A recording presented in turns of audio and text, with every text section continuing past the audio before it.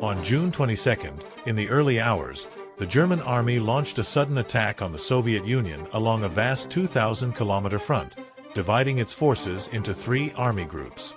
This operation, known as the infamous Barbarossa Plan, marked the beginning of the Second World War's expansion into Soviet territory. At the outset, nearly all Soviet airfields in the West suffered devastating strikes, with over 1,200 aircraft lost in a single day, 800 of which were destroyed on the ground. By the end of the first day, German forces had already penetrated over 50 kilometers into Soviet territory. The initial phase of the war dealt unprecedented blows to the Soviet Union, resulting in catastrophic losses that led many to question their preparedness. Some speculated that the Soviet Union was lulled into complacency by the non-aggression pact with Germany, underestimating the likelihood of war. However, the reality was more complex. The relationship between the Soviet Union and Nazi Germany had always been fraught.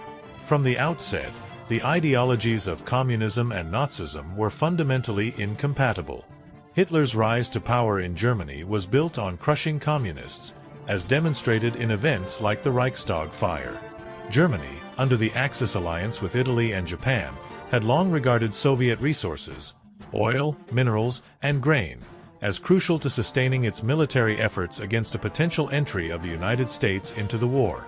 Despite their ideological differences, the two nations signed a non-aggression pact out of mutual necessity.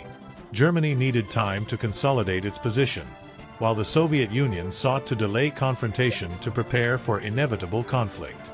The negotiations between the Soviet Union, Britain, and France in 1939 had failed due to the West's reluctance to cooperate, leaving the Soviets disillusioned with their erstwhile allies.